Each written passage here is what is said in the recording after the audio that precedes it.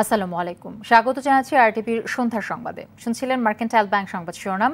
পুরোটা সংবাদ জুড়ে আপনাদের সঙ্গে থাকছি আমি তানজিয়া জ্যোতি।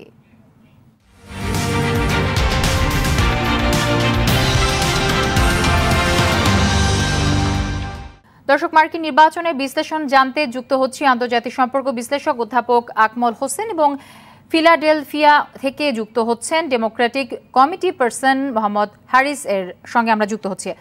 হারিস, নির্বাচনে ডেমোক্রেটদের জয়ের পর এবার রিপাবলিকান শিবির কি বলছে এবং সার্বিক পরিস্থিতি কেমন দেখছেন সেখানে জানাবেন। ধন্যবাদ।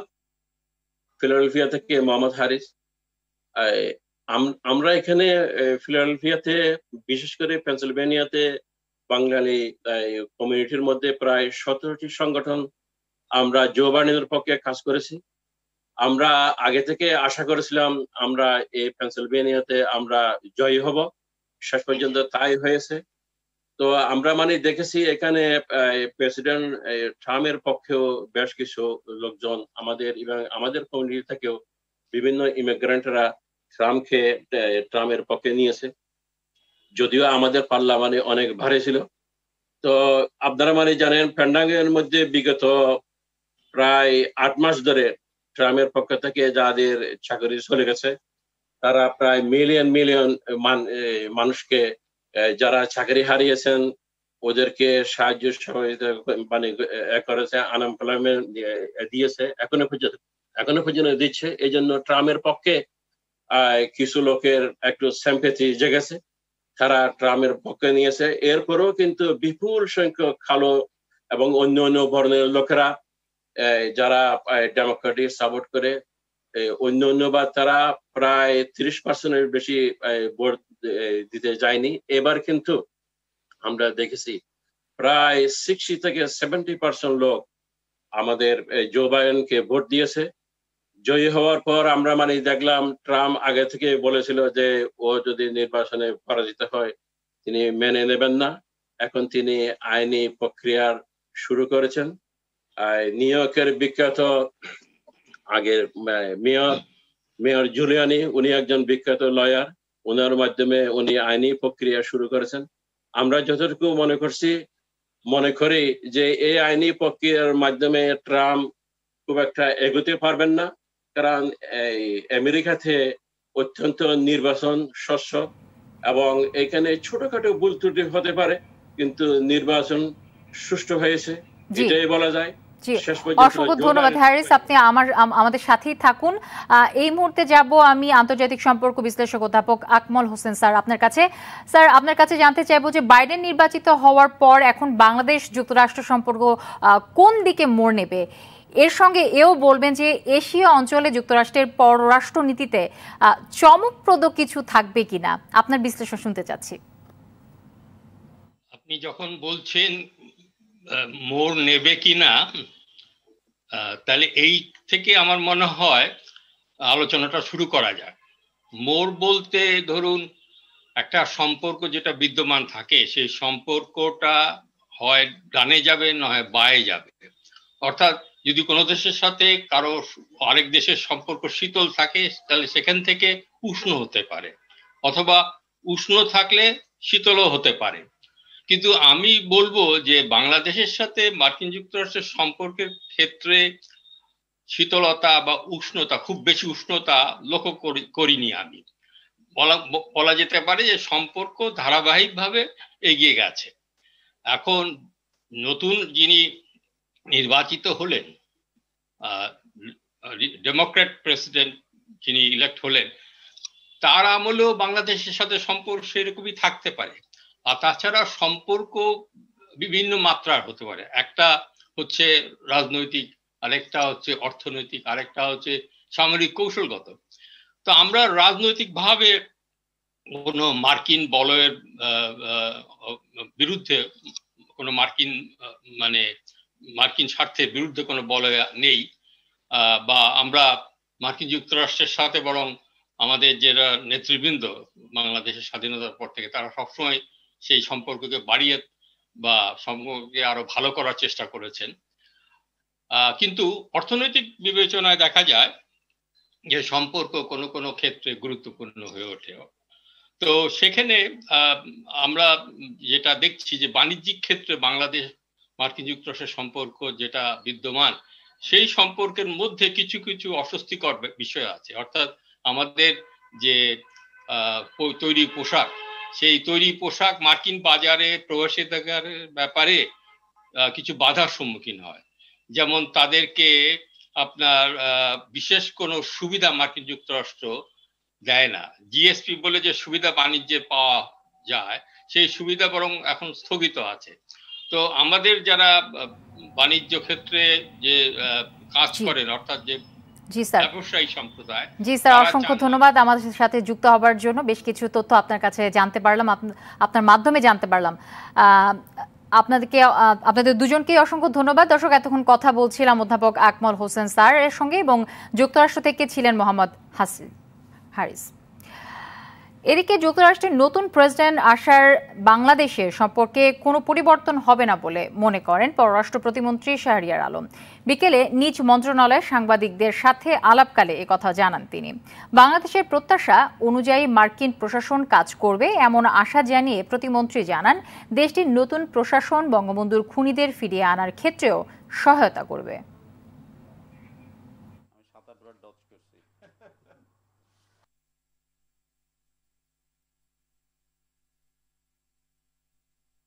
এই নির্বাচনে কোনো পরিবর্তন বাংলাদেশের সাথে মার্কিন যুক্তরাষ্ট্রের সম্পর্কের কোনো পরিবর্তন হবে না।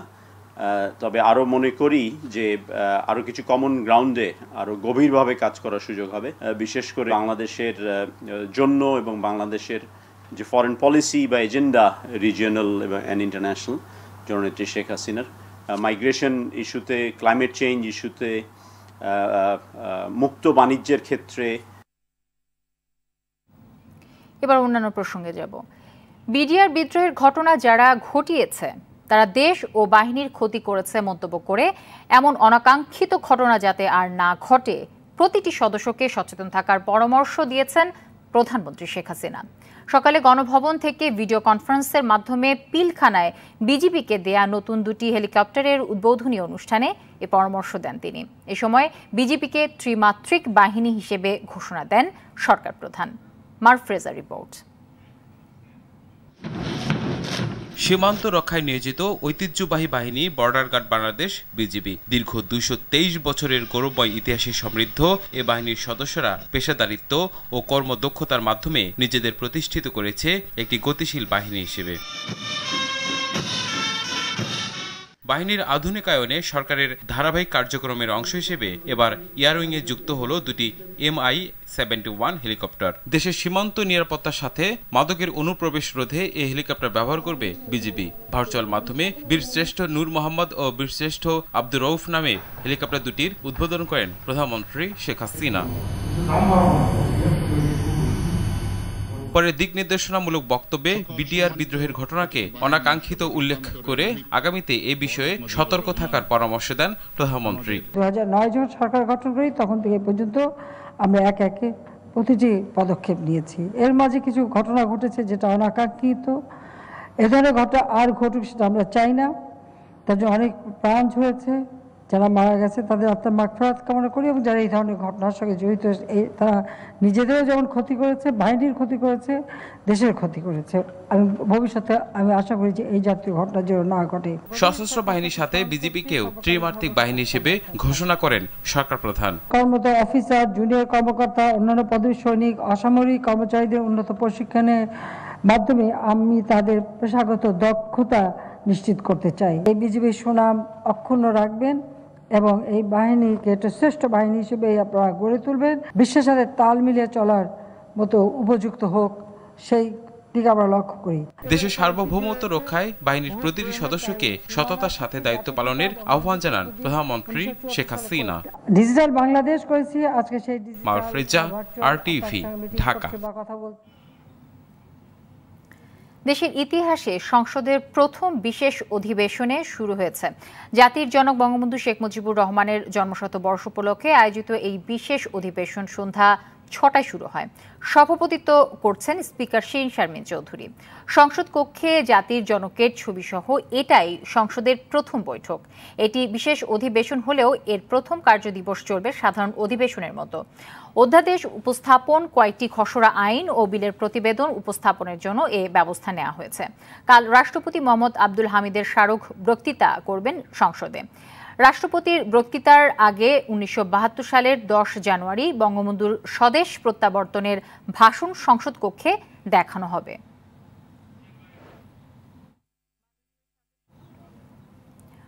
দু 2021-22 শিক্ষাবর্ষ থেকে ঢাকা বিশ্ববিদ্যালয়ের সামাজিক বিজ্ঞান অনুষদভুক্ত ঘ ইউনিটের ভর্তি পরীক্ষা না নেওয়ার প্রাথমিক সিদ্ধান্ত নিয়েছে বিশ্ববিদ্যালয়ের ডিনসের কমিটি।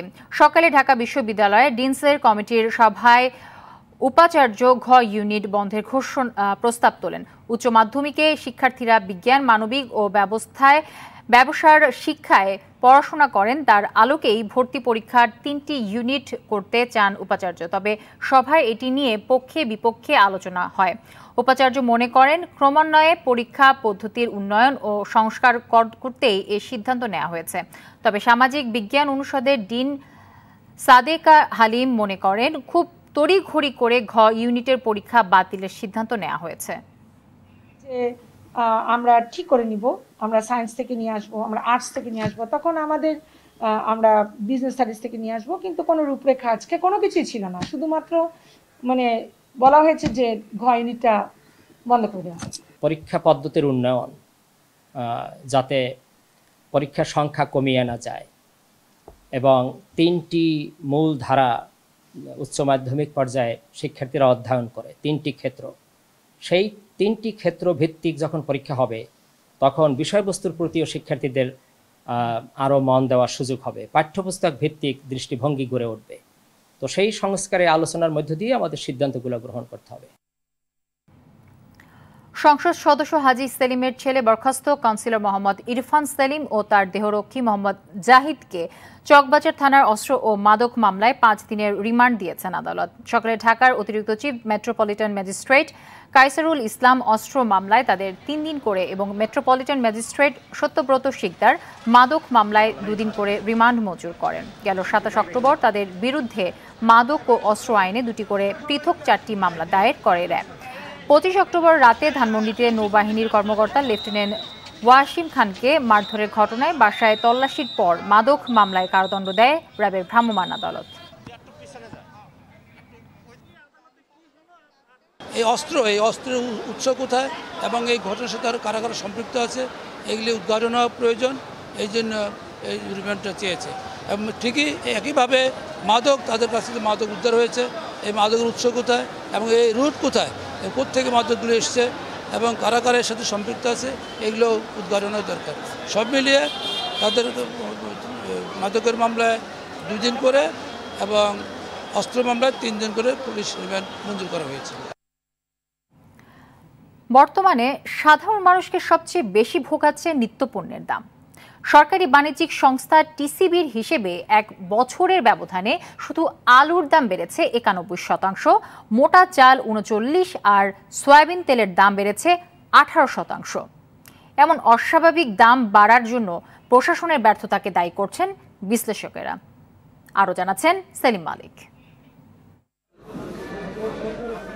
নিম্নবিত্তের ভাতের বিকল্প আলু, যার দর সবসময় ছিল চালের চেয়ে কম, অথচ মাসখানেক ধরে সেই আলু বিক্রি হচ্ছে 45 থেকে 50 টাকা কেজি দরে।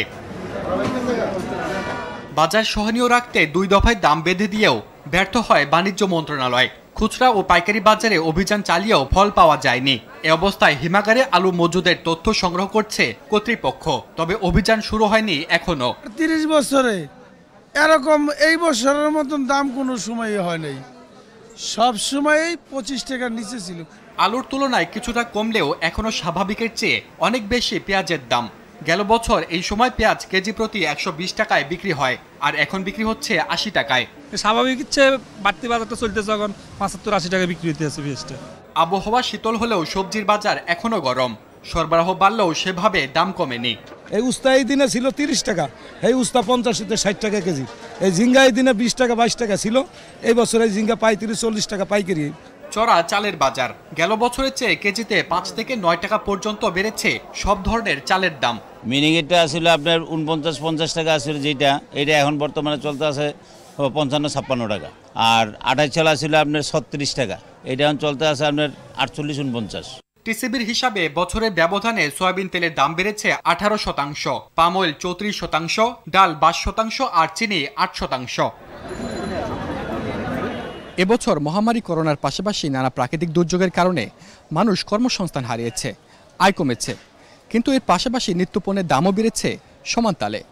এমন বাস্তবতায় নিম্ন ও মধ্যবিত্তের বেঁচে থাকাটাই যেন জীবনের সবচেয়ে বড় সার্থকতা। যেখানে নাকি কিনতাম ১ কেজি, ওখানে কিনো লাগে আধা কেজিরও কম কিনতে হয়। আগে ২টা-৫টা পেঁয়াজ দিয়ে রান্না করছে, এখন 2টাতে রান্না করতে হয়।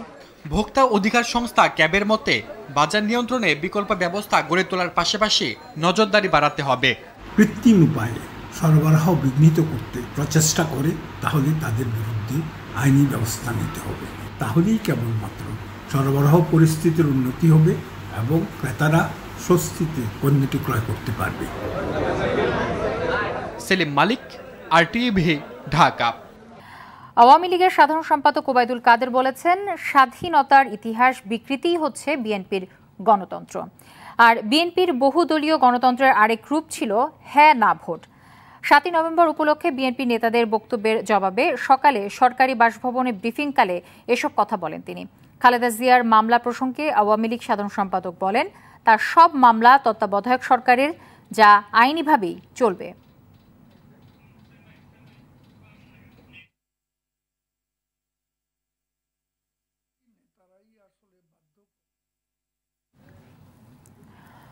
করোনায় আক্রান্ত হয়ে দেশে আরও 18 জনের মৃত্যু হয়েছে।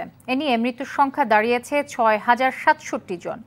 ২৪ ঘন্টায় ১২,৭৬০ জনের নমুনা পরীক্ষায় নতুন করে শনাক্ত হয়েছেন ১,৪৭৪ জন।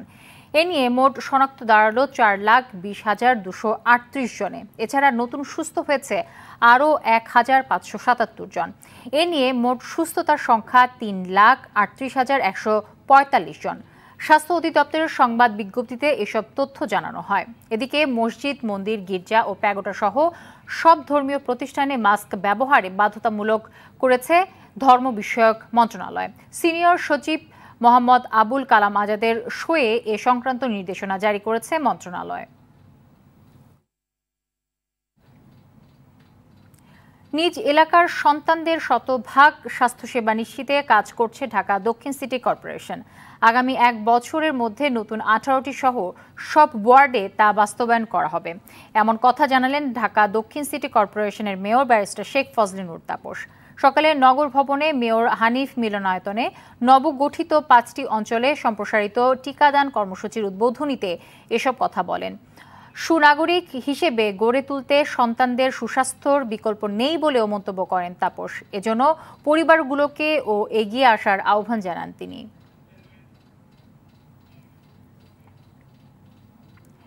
লালমনিরহাটের বুড়িমারিতে শহীদুন নবী জুয়েলকে পিটিয়ে হত্যা ও লাশ আগুনে পোড়ানোর দায় স্বীকার করে আদালতে জবানবন্দি দিয়েছেন মসজিদের খাদেমসহ 3 জন। শনিবার রাতে 3 দিনের রিমান্ড শেষে তারা আমলি আদালতের বিচারক ফেরদৌসি বেগমের আদালতে এ জবানবন্দি দেন। এরা হলেন বুড়িমারি কেন্দ্রীয় জামে মসজিদের খাদেম জোবেদ আলী, মেহেদি হাসান রাজু ও আব্দুল গনি। অন্যদিকে ঘটনার প্রধান আসামি আবুল হোসেন ওরফে হোসেন ডেকোরেটরকে শনিবার ঢাকা থেকে গ্রেফতার করা হয়েছে। আগামীকাল আদালতে তার রিমান্ড চাওয়া হতে পারে।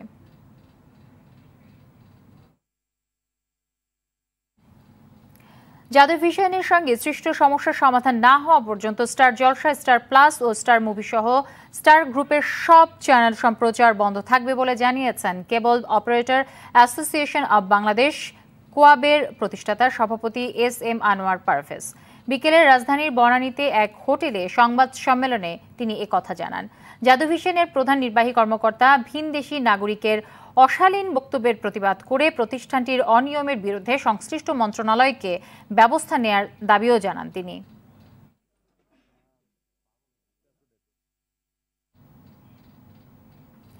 এদিকে স্টার জলসা, স্টার প্লাস, স্টার মুভি সহ স্টার গ্রুপের সব চ্যানেল সম্প্রচার বন্ধের ঘোষণার প্রতিবাদ জানিয়েছে কেবল অপারেটর অ্যাসোসিয়েশন অব বাংলাদেশ কোয়াব নামে আরেকটি সংগঠন।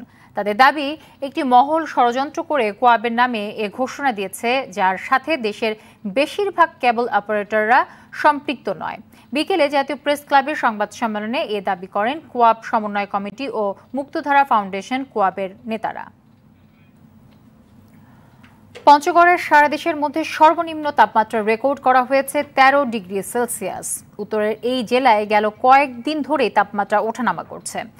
সন্ধ্যা থেকে সকাল পর্যন্ত থাকছে শীতের তীব্রতা ও কুয়াশা। সকাল 9টায় তেঁতুলিয়ায় সর্বনিম্ন তাপমাত্রা 13 ডিগ্রি সেলসিয়াস রেকর্ড করা হয়েছে, যা চলতি মৌসুম ও সারা দেশের মধ্যে সর্বনিম্ন বলে জানিয়েছেন তেঁতুলিয়া আবহাওয়া পর্যবেক্ষণ কেন্দ্রের ভারপ্রাপ্ত কর্মকর্তা জাহাঙ্গীর আলম। দর্শক, করোনা ভাইরাস নিয়ে আতঙ্কিত হবেন না, সতর্ক হন, নিজে পরিচ্ছন্ন থাকুন, মাস্ক পরুন, অন্যকে সচেতন করুন। এই সংকট মুহূর্তে প্রয়োজনীয় সব তথ্য নিয়ে আপনাদের পাশে আছে RTV। সন্ধ্যা সংবাদ পর্যন্তই। RTVর সবশেষ সংবাদ জানতে যে কোনো মোবাইল ফোন থেকে 24141 নাম্বার ডায়াল করুন। আর মোবাইল ফোনে সংবাদ দেখতে অ্যাপ স্টোর, গুগল প্লে বা উইন্ডোজ স্টোর থেকে ডাউনলোড করুন RTV অ্যাপস। এছাড়া তাৎক্ষণিক ও বিনোদন সংবাদ জানতে বিশ্বের যে কোনো প্রান্ত থেকে ভিজিট করুন rtvonline.com, facebook.com/rtvonline এবং youtube.com/rtvdigitals। আর এখন থেকে RTV সব বিনোদনমূলক অনুষ্ঠান দেখতে পারবেন RTV প্লাসে। ধন্যবাদ সবাইকে।